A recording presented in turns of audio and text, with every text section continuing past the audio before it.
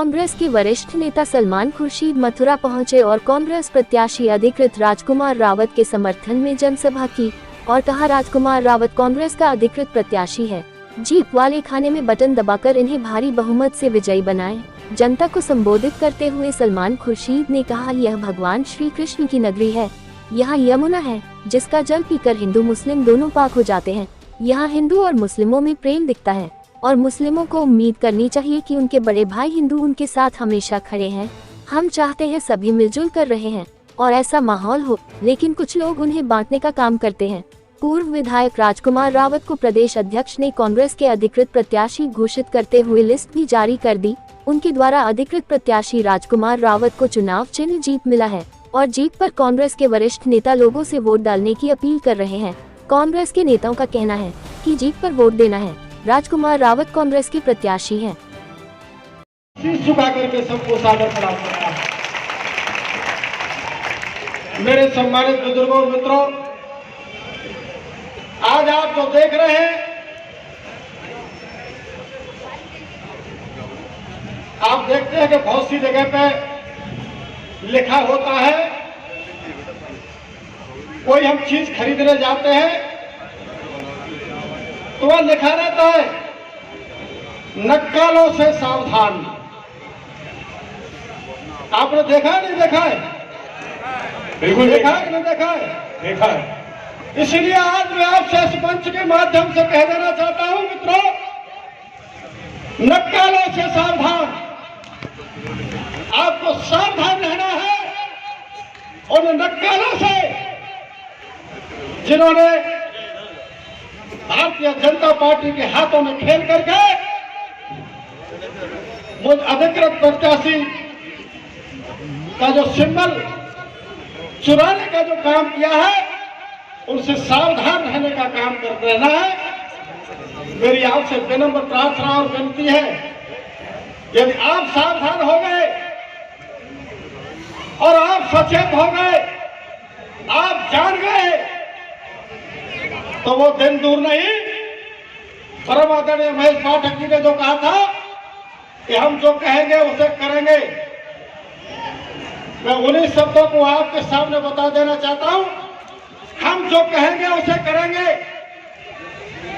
आपने मेरा 20 वर्ष का राजनीतिक जीवन, 2 बार ब्लॉक प्रमुख और 2 बार विधायक, मैं कोई ऊपर से कूदा हुआ नहीं। मैं आपके बीच में से खेत और खलिहान की राजनीति करके मैं आपके बीच में यहां तक आने का काम किया हूं।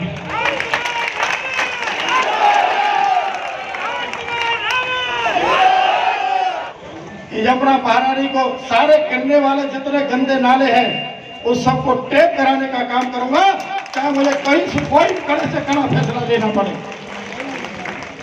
मेरे सम्मानित मित्रों,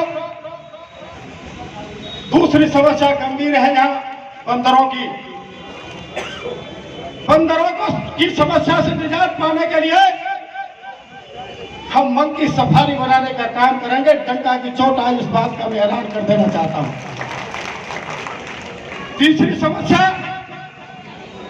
जमुना पार क्षेत्र में बहुत बड़े गंदगी के डलाव घर की है, खत्ता की है।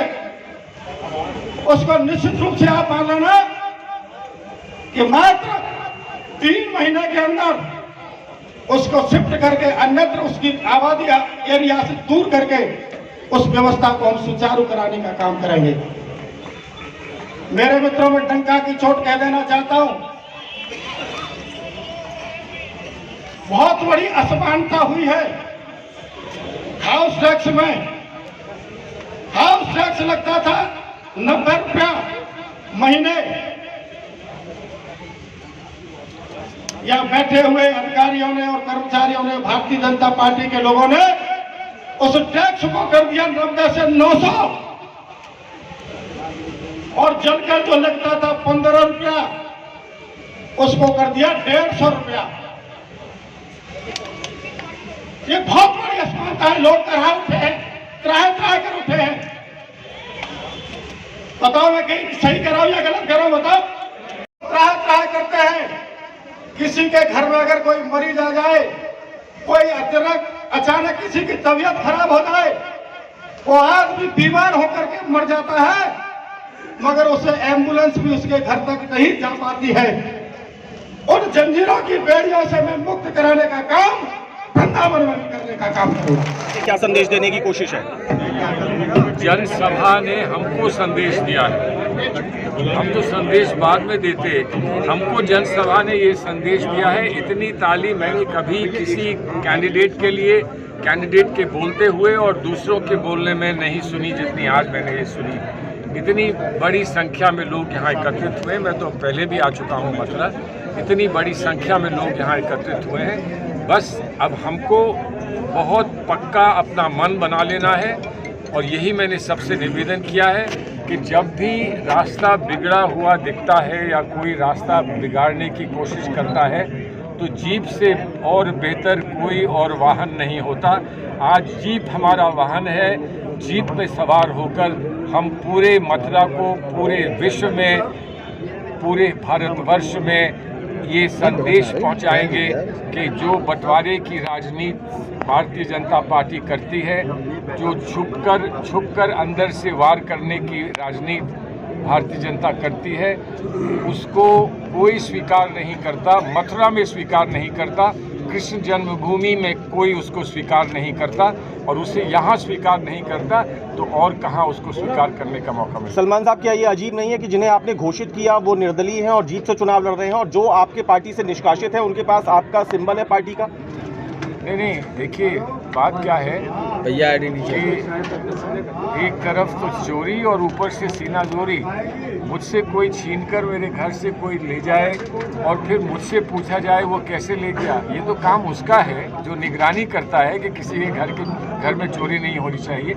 लेकिन हमें खुशी इस बात की है कि हमारे घर में हमारा राजकुमार कोई चोरी करके नहीं ले गया, वो हमारे घर में है। हम घर में सब लोग एक हैं, ये पूरा परिवार यहाँ बैठा है। तो परिवार अगर जीवित रहता है, परिवार अगर सुदृढ़ रहता है तो फिर जो भी खोता है उसको एक बार फिर पा लेता है, वो हम पाएंगे, ऐसा हमारा विश्वास है। आज आप और आपके प्रांतीय पदाधिकारी यहाँ पर मौजूद हैं, लेकिन श्याम सुंदर उपाध्याय बिट्टू के साथ भी दर्जनों पदाधिकारी हैं। क्या ये कांग्रेस में बगावत है?